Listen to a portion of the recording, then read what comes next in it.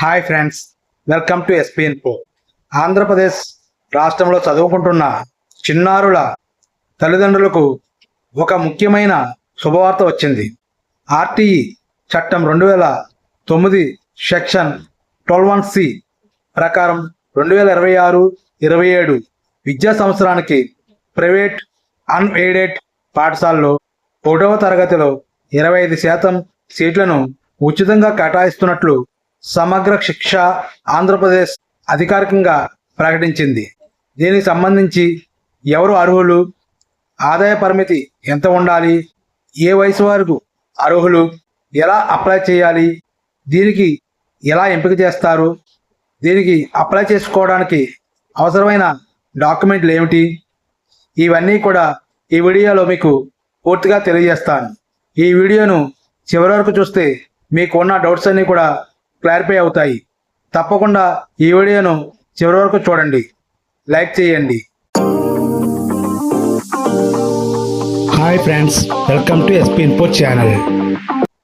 విద్యా హక్కు చట్టం 2009 ప్రకారం ప్రైవేటు అన్ఎయిడెడ్ పాఠశాలలో 1వ తరగతిలో 25% సీట్లను ఆర్థికంగా బలహీన వర్గాల పిల్లలకు ఉచితంగా ఇవ్వాలని ప్రభుత్వం నిర్ణయించింది. దీని కొరకే చేసిన చట్టాన్ని ఆర్టీ యాక్ట్ 2019 12(1)(c). దీని ద్వారా ఎవరైతే 1వ తరగతిలో ఈ విధంగా జాయిన్ అవుతారో వారికి ట్యూషన్ ఫీజు మొత్తం కూడా ప్రభుత్వమే చెల్లిస్తుంది. ఇది ఏ పాఠశాలకు వర్తిస్తుందంటే ప్రైవేటు అన్ఎయిడెడ్ పాఠశాలకు. ఈ పాఠశాలలో సిబిఎస్ సిలబస్ అయినా, ఐసిఎస్సి సిలబస్ అయినా, ఐబీ సిలబస్ అయినా, స్టేట్ సిలబస్ అయినా సరే ఈ స్కూల్కి వర్తిస్తుంది.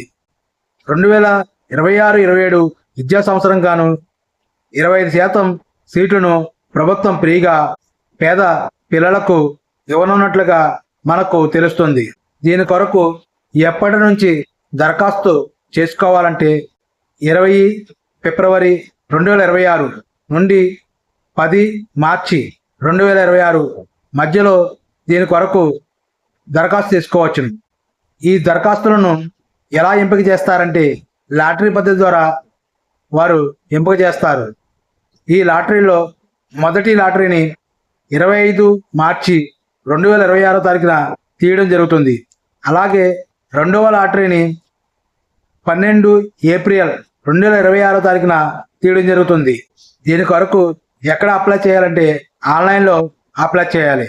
ఆన్లైన్లో http://csc.ap.gov.in అనే వెబ్సైట్లో మీరు అప్లై చేసుకోవాలి. దీనికి ఎంతవరకు ఆదాయం ఉన్నవారు మాత్రమే అప్లై చేసుకోవచ్చు అంటే గ్రామీణ ప్రాంతాల్లో 1,20,000 లోపు ఆదాయం కలిగి ఉన్న వారు మాత్రమే దరఖాస్తు చేసుకోవచ్చు. పట్టణ ప్రాంతాల్లో 1,44,000 లోపు ఉన్నవారు మాత్రమే అప్లై చేసుకోవచ్చు. దీనికి దరఖాస్తు చేసుకునే విద్యార్థుల వయసు ప్రమాణం గురించి కూడా మనం తెలుసుకుందాం. ఐబీ, సిబిఎస్సి, ఐసిఎస్సి పాఠశాలకు దరఖాస్తు చేసే విద్యార్థుల వయసు 2 ఏప్రిల్ 2020 నుండి 31 మార్చి 2021 మధ్యన జన్మించి ఉండాలి. 5 సంవత్సరాలు పూర్తయి ఉండాలి. అదే స్టేట్ సిలబస్ స్కూల్స్కి అప్లై చేయాలంటే 2 జూన్ 2020 నుండి 31 మే 2021 మధ్య జన్మించి ఉండాలి.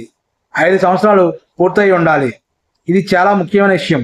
వయసు తప్పితే అప్లికేషన్ రిజెక్ట్ అవుతుంది. దీనికి అప్లై చేయడానికి 3 మార్గాలు ఉన్నాయి. ఒకటి, అధికారిక వెబ్సైట్ ద్వారా ఆన్లైన్లో దరఖాస్తు చేసుకోవచ్చు. రెండవది, స్వర్ణ వార్డులో అంటే గ్రామ వార్డు సచివాలయాల్లో కూడా మీరు అప్లై చేసుకోవచ్చు. అదేవిధంగా మీ సేవా కేంద్రాల ద్వారా కూడా దీనికి దరఖాస్తు చేయవచ్చు.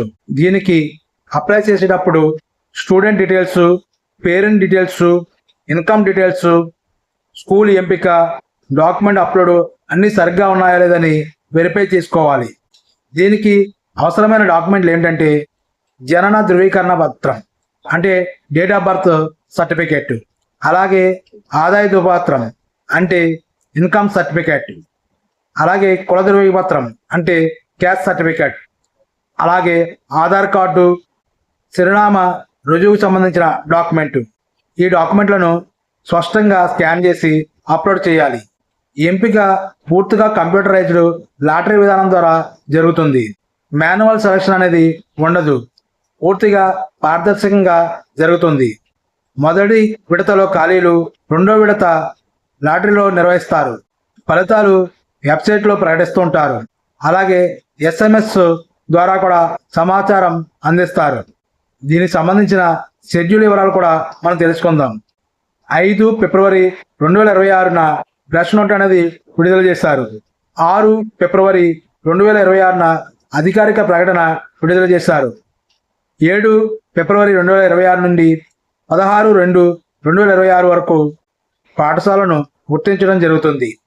20/2/2026 నుండి 10/3/2026 వరకు అప్లికేషన్లను సేకరిస్తారు. తల్లిదండ్రులకు ముఖ్య సూచనలు ఏంటంటే, గడువు వరకు వేచి ఉండకండి, వయస్సు ముందుగా చెక్ చేసుకోండి, ఆదాయ సర్టిఫికెట్ సరిచూసుకోండి, సరైన పాఠశాల ఎంపిక చేయండి, ఫలితాలు SMS ద్వారా చెక్ చేసుకోండి. అలాగే దీనికి మనము ఏ పాఠశాలని ఎంపిక చేసుకోవడానికి అవకాశం ఉంటుందంటే, మనకు మొదటగా మన ఏ సచివాలయంలో అయితే నివసిస్తున్నామో ఆ సచివాలయానికి 1 కిలోమీటరు దూరంలో ఉన్న పాఠశాలను ఎంపిక చేసుకోవడానికి అవకాశం ఉంటుంది. 1 కిలోమీటరు లోపు ఎటువంటి పాఠశాల కానీ లేకపోయినట్లయితే 3 కిలోమీటర్ల లోపు ఉన్న పాఠశాలను ఎంపిక చేసుకోవడానికి అవకాశం ఉంటుంది. అలాగే ఈ RTE యాక్ట్ 2019 12(1)C ప్రకారం ఉచితంగా సీటులు పొందిన వారికి ఫీజు మొత్తము ప్రభుత్వమే చెల్లిస్తుందా అంటే కాదు. దీనిలో ట్యూషన్ ఫీజు మాత్రమే ప్రభుత్వం చెల్లిస్తుంది. మిగిలిన ఫీజులన్నీ తల్లిదండ్రులే భరించాలి. ఉదాహరణకు బుక్స్ ఫీజు, అలాగే ట్రాన్స్పోర్ట్ ఫీజు, ఇతర ఫీజులు కూడా తల్లిదండ్రులే భరించాలి. కేవలం ప్రభుత్వం ట్యూషన్ ఫీజులు మాత్రమే చెల్లిస్తుంది.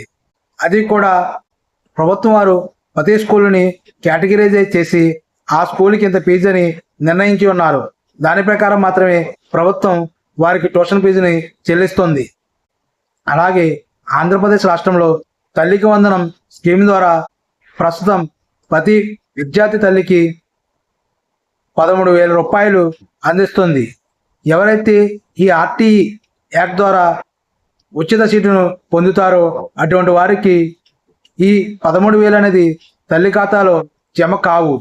ఈ తల్లికి వందనం యొక్క అమౌంట్ నుండి స్కూలుకి ట్యూషన్ ఫీజుగా చెల్లించడం జరుగుతుంది.